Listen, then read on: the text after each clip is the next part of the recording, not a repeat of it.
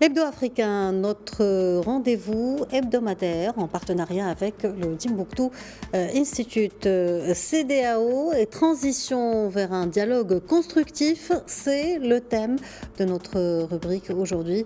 Et pour en parler, nous sommes en direct avec Dr Bakary Samb, directeur régional du Timbuktu Institute. Bonjour Dr Bakary Samb et merci d'être avec nous. Merci de votre aimable invitation. Docteur Bakary Samb, le 10 décembre dernier, s'est tenu à Abuja un sommet des chefs d'État de la CEDEAO que vous considériez comme un rendez-vous crucial à ne pas manquer au regard de la situation régionale. Qu'est-ce qui, selon vous, faisait la spécificité de cette rencontre ?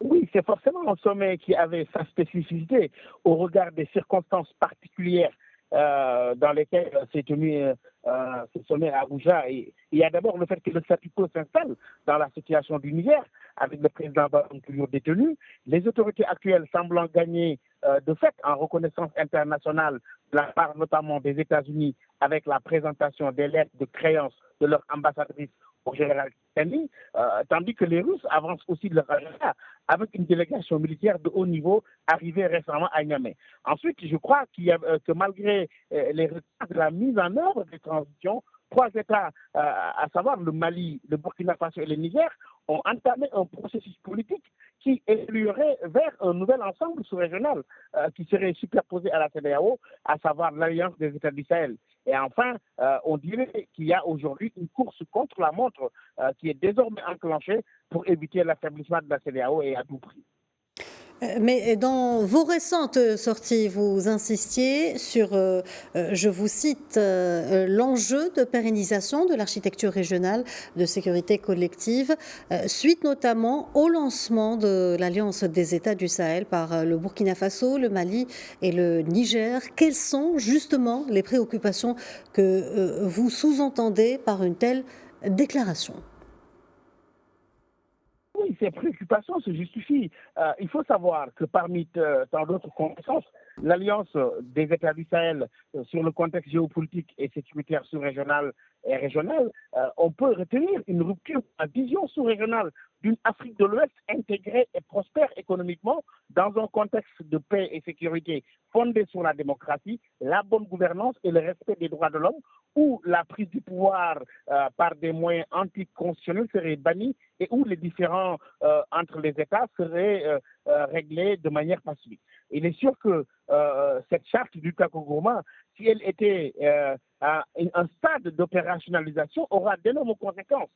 Parmi lesquelles on peut citer notamment l'affaiblissement de la CEDEAO et la disposition tacite, ou en tout cas la disparition tacite du G5 Sahel, qui était déjà des acteurs clés dans la lutte contre le terrorisme. Il y a aussi la fragmentation des efforts régionaux de lutte contre le terrorisme, mais aussi il faut s'attendre à un impact négatif sur les efforts de l'unité africaine avec l'affaiblissement de son rôle dans la mesure où cette nouvelle initiative va compliquer ces tentatives de coordination des efforts en matière de sécurité à l'échelle continentale, ce qui sera aussi une rude épreuve, en tout cas pour l'Union africaine.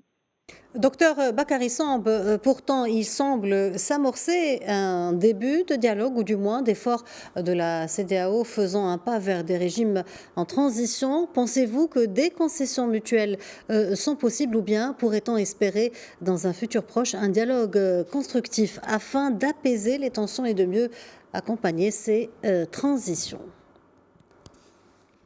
Oui, il faut saluer le fait que la CEDEAO ait décidé d'apporter un soutien financier de 1,9 million de dollars américains à chacun des trois pays de l'Alliance des États du Sahel, à savoir le Burkina, le Mali et le Niger, pour soutenir les efforts en matière de lutte contre le terrorisme. Mais en fait, comprenant que finalement, que le bâton seul ne suffisait plus et qu'il fallait dire aussi la carotte pour donner un signal favorable au dialogue.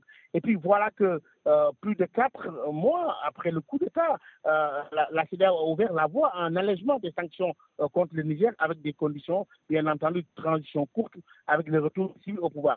Maintenant, attendons de voir comment le comité composé de présidents du Bénin, du Togo et de la Sierra Leone va négocier avec le régime militaire nigérien les engagements à mettre en œuvre un éventuel assouplissement des sanctions. Il est clair que jeu complexe est désormais ouvert avec l'accélération de l'opérationnalisation de l'Alliance du Sahel et les signaux de la part d'une CEDEAO qui, au prix de toutes les concessions, éviter la fragmentation des cadres régionaux et la mise en question et la remise surtout en question de l'architecture régionale de sécurité et d'intégration. Docteur Bakary Samb, merci pour cet éclairage et merci d'avoir répondu à nos questions. Je rappelle que vous êtes directeur régional du Timbuktu Institute.